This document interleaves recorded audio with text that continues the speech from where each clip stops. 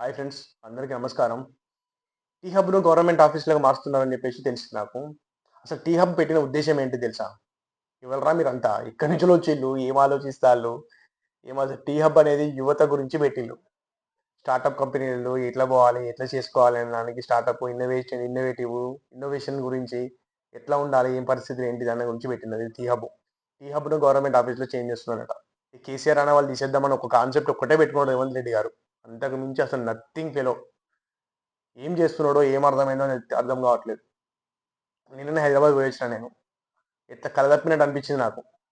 అసలు ఎందుకు చేస్తున్నాడు? ఏం చేస్తున్నాడు? అసలు ఏం అర్థం కావట్లేదు అసలు. సిట్యుయేషన్ ఏం చాలా బ్యాడ్ ఉన్నదండి. కాంగ్రెస్ ప్రభుత్వం వచ్చిన కాంచి రేవంత్ రెడ్డి సీఎం అయిన కాంచెల్లి. ఆ కేబుల్ బ్రిడ్జ్ ఎట్లా ఉండే అండి? కలదప్పింది.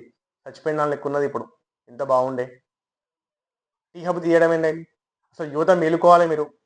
అసలు స్టూడెంట్స్ ఇంకా ఎడ్యుకేషన్ అయిపోయిన తర్వాత ఏం చేయాలో తెలవక వాని కింద వీని కింద పనులు చేయలేక ఒక టీ హబ్ అని పెట్టుకున్నాం. టీ హబ్ వల్ల వెళ్ళి ఎన్నో చాలా మంది డెవలప్ అయిందండి ఆ విషయంలో.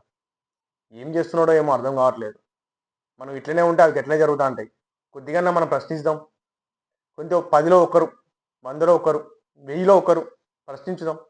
ఏదో ఒకటి జరుగుతది. ఏమైతే కొడతారు కావచ్చు, కొడదాం, దెబ్బలు తిందాం. కానీ ప్రశ్నిద్దామండి. తప్పదు.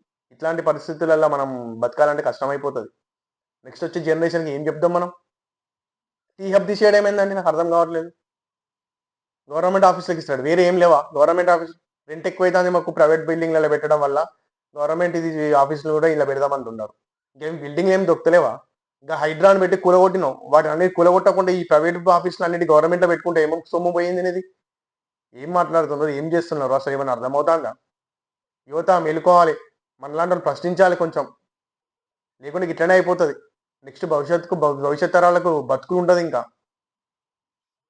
జై హింద్.